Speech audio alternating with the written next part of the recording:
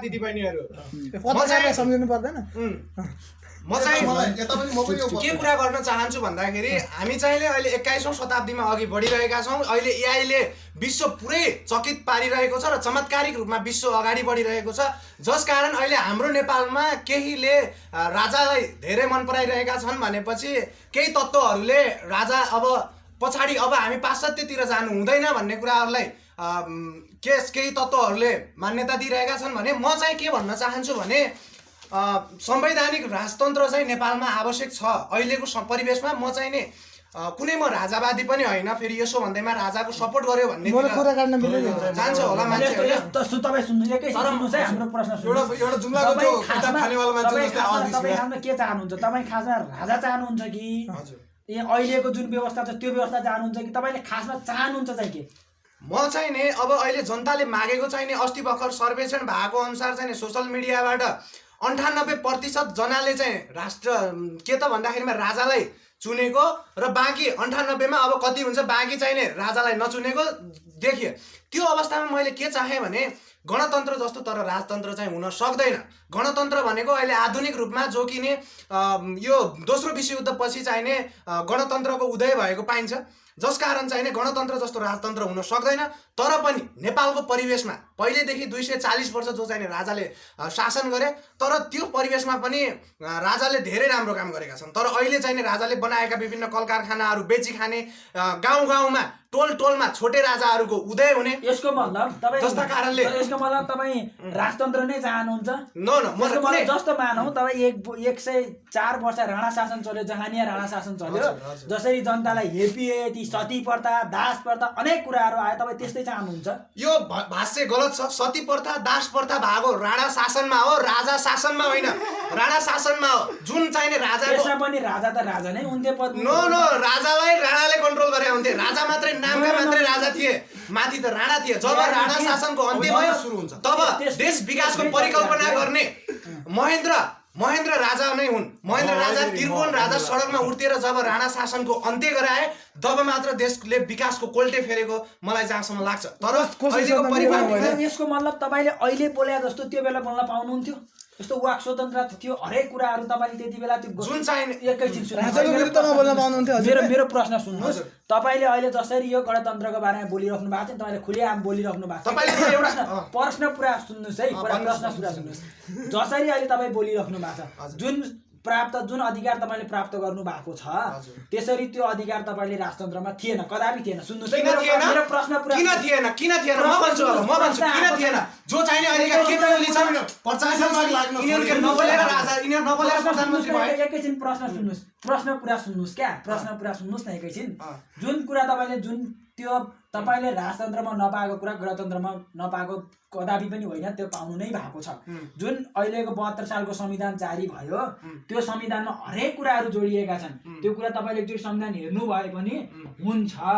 तर त्यसको मतलब मेरो मतलब के हो, मेरो प्रश्न यहाँनिर आउँछ भनेपछि जुन कुरा हामीले राजतन्त्रमा नपाएको कुरा गणतन्त्रमा पाएका छौँ भने तपाईले यसमा अहिले गणतन्त्र नै फाल्नुपर्छ भन्ने पक्षमा चाहिँ तपाईले फ्याक्ट पक्ष भन्नुस्। त्यो लामो त्यो पहिला राजा यस्तो थियो उस्तो थियो नभन्नुस् कि अब तपाईँ चाहिँ त्यो गणतन्त्र फालेर राजा चाहिँ ल्याउनु पर्छ भन्ने फ्याक्ट कारणहरू के ल? फ्याक्ट कारणहरू म यो कुरालाई विस्तृत रूपमा भन्न चाहन्छु। यो पहिला जुन राणा शासनको अन्त्य भयो 2007 साल फागुन 7 गते, त्यतिखेरदेखि बोल्न पाइँदैन थियो भन्ने भाष्य चाहिँ एकदम गलत छ। हामीले के बुझ्न जरुरी छ भने मदन भण्डारी पनि त्यतिखेर बोलेरै उदाएका मान्छे हुन्, केपी शर्मा पनि बोलेरै उदाएका मान्छे हुन्। त्यतिखेर के बोल्न के मुखमा टालो लगाएको थियो केपी ओलीको, अनि अहिले प्रधानमन्त्री हुन्थ्यो र त्यो बोल्न पाइँदैन थियो, पढ्न पाइँदैन थियो भने अहिले हाम्रा बुढा यी खालका मान्छेहरू कहाँबाट डाक्टर पिएचडी गरेका हुन्थे त? त्यतिखेर पढ्न दिइँदैन थियो भन्ने कुरा गलत छ। जुन पढ्न दिइँदैन थियो राणा शासनमा मात्रै दिइँदैन थियो। म के भन्न चाहन्छु भने म गणतन्त्र विरोधी होइन, म राजाको ऊ पनि होइन, म राजाको बारेमा पक्षमा पनि छैन, म देशको पक्षमा र विकासको पक्षमा छु। तर सुन्नुस्, जुनसुकै मान्छे आए पनि हामीलाई विकास चाहिएको। एउटा कुरा सुन्नुस् कि यहाँ सुन्नुस्, मैले प्राप्त गरिन अहिले पनि राष्ट्रपति त एकजना नै छ नि त, अनि त्यो पनि एकजना मान्छे होइन। मैले भन्न खोजेको के भने त्यहीले के चढाउने हो के त्यो राजाले यहाँनिर छ भनेपछि होइन त? मैले भनेको के भने तपाईले गणतन्त्र फालेर राजतन्त्र ल्याउनु पर्छ भन्ने फ्याक्ट अहिलेको पक्ष चाहिँ के, तपाईको त्यो ल्याउनु पर्छ भन्ने कारण तर्क चाहिँ के के छ? मैले प्रश्न त्यो सोधेको छु। म यस विषयलाई बेलायतको राष्ट्र संस्थासँग पनि जोड्न चाहेँ। बेलायतका जनताले केही अराजक तत्त्वहरू मिलेर बेलायतका जनताले राज संस्था फालेकै हुन्। राजाको टाउको काटेर बीच सडकमा ल्याएर राजालाई फालेकै हुन्। तर अहिले बेलायतका जनताले किन राजा चाहे? जापानका जनताले किन राजा चाहे? जापानले चन्द्रमामा रेल पठाउने कुरा गरिरहेको छ। जापान के राजा भएर अविकसित भयो र? विकसित नभयो र? हो, त्यही भएर जनताले किन बेलायतका जनताले त्यो राजाको टाउको काटिसके पनि अहिले राजा किन चाहे त? बेलायतका जनताले अहिले बेलायतमा किन राज संस्था छ त भन्दाखेरिमा देशमा पहिल्यैदेखि चलिआएको र राजा जे भयो भने राजा सबैका साझा भन्ने चाहिँ नि अहिले मनमा अलिकति पहिलाको र अहिलेको दृष्टिमा हेर्दाखेरि अब चाहिँ नि राज संस्था ल्याइसकेपछि अब त्यसमा त्रुटिहरूलाई सच्याउनुपर्छ। जस्तो अवस्थामा कि अब नेपालको परिवेशमा प्रत्येक केही 20-20 वर्षमा केही न केही परिवर्तन भइरहेको छ। जस्तो कि 2007 देखि 2017 सम्म केही परिवर्तन भयो, 17 देखि 48 सम्म केही परिवर्तन भयो, 48 देखि 63 सम्म केही परिवर्तन भयो, 63 देखि अब 81 सम्म केही परिवर्तन हुन्छ कि भन्ने आशा हो। नेपालमा राजतन्त्र नदेखेको पनि अब म चाहिँ नि देखेको छैन होइन। अब यसो इतिहास पढ्दाखेरि चाहिँ यस्तो लाग्छ कि अहिलेको भन्दा पहिले नै ठिक रहेछ। जस्तो चाहिँ नि अहिलेको परिवेशमा 26 खर्ब लोन पुग्यो अरे, 26 खर्ब ऋण पुग्यो अरे। एउटा मानिसको थाप्लोमा 1 लाखदेखि बढीसम्म के छ त ऋणको चपेटा परिरहेको अवस्थामा यसो इतिहासलाई बुझ्दाखेरि पहिलाको नै अवस्था ठिक रहेछ भन्ने खालको मलाई जहाँसम्म लाग्यो। तर अब चाहिँ नि राजतन्त्र ल्याउने हो भने हामीले के बुझ्न जरुरी छ भन्दाखेरिमा संविधानलाई राजाले चलाउन सकोस्। राजाले संविधानलाई होइन कि संविधानले राजालाई चलाउन सकोस् आवश्यकता हो। जसकारण यी समाजमा रहेको यो जुन यो गतिविधि यो हडतालदेखि लिएर यो पुँजीवादका उदयहरूदेखि लिएर यो अराजक तत्त्वहरूका उदयदेखि लिएर जो अस्ति भर्खर हामीले त्यो केपी ओली कपमा पनि देख्यौँ कस्ता अराजक तत्त्वहरूको उत्पत्ति हुँदो रहेछ भन्ने अवस्थामा हामीले देख्यौँ। हो, यो अराजक तत्त्वलाई हटाउन चाहिँ अब नेपाली जनताहरूले अग्रसर हुनुपर्छ भन्ने मेरो ठम्याइ हो। किनकि अब हामीले राजतन्त्र भनेको अब पहिलाको जस्तो त्यस्तो खालको राजतन्त्र चाहिँ अब हुँदैन। त्यो राजतन्त्र हामीले देखिसकेका छौँ, हाम्रा पूर्वजहरूले देखिसकेका छन्। तपाईको तर्क ठिक छ हैन। अब हामी त्यति लामो समय पनि नजाऊ, यसको निष्कर्षमा पुग्नु हैन, ठिक हाम्रो समय लिनुपर्ने हुन्छ। ठिक छ, तपाईको तर्क ठिक छ, तपाईले भन्नुभएका कुरा आफ्नो ठाउँमा ठिक होलान्। कसैलाई राजतन्त्र ठिक पर्ला, कसैलाई गणतन्त्र ठिक पर्ला, त्यो आफ्नो ठाउँमा छ।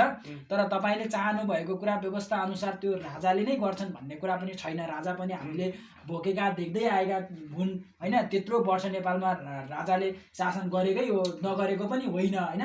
विभिन्न बीचमा विभिन्न घटनाहरू नभएका पनि होइनन्, ती भएकै पनि हुन् हैन। सबै कुरा राजाले मात्रै सुधार्छन् भन्ने पनि छैन र सबै कुरा गणतन्त्रमै ठिक छ भन्ने पनि छैन। यसको मतलब अब तपाईले जुन भन्नुभएको छ त्यो कुरा आम जनतालाई ठिक लागेको छ भने त्यो कुराको लागि तपाईलाई धन्यवाद पनि छ। अन्त्यमा तपाईँ केही कुरा भन्न चाहनुहुन्छ भने छोटोमा केही कुरा राखिदिनुहोस्। हामी अब कार्यक्रमको अन्तिम चरणमा पनि छौँ। ल, अब हामी हाम्रो युवा नेतालाई चाहिँ केही कुरा राख्ने अवसर दिन्छ र उहाँले केही कुरा राखिसकेपछि हाम्रो कार्यक्रम चाहिँ टुङ्ग्याउनु पर्यो। के चाहनुहुन्छ? अन्त्यमा म के कुरा भन्न चाहन्छु भने जसरी हाम्रो नेपाललाई हेपिएको छ, जसरी हामीलाई विदेशी दलालहरूले हाम्रो नेपाललाई रणमैदान बनाइरहेका छन्, जसरी हाम्रो नेपाल आमाको छातीमा बुट बजारिरहेका छन्, म त्यसको घोर विरोध र विवेचना गर्न चाहन्छु। जसरी कि हाम्रो नेपाललाई हामीले देखिरहेका छौँ अहिले कसरी नै अमेरिकाले गन्दैन, अमेरिकाले करप्ट भनिसक्यो। बालेनको एकछिन मैले स्टार्टरलाई चोर्न चाहेँ। अमेरिकाले करप्ट भनिसक्यो, इन्डियाले भिखारी भनिसक्यो, चीनले मान्छे गन्दैन।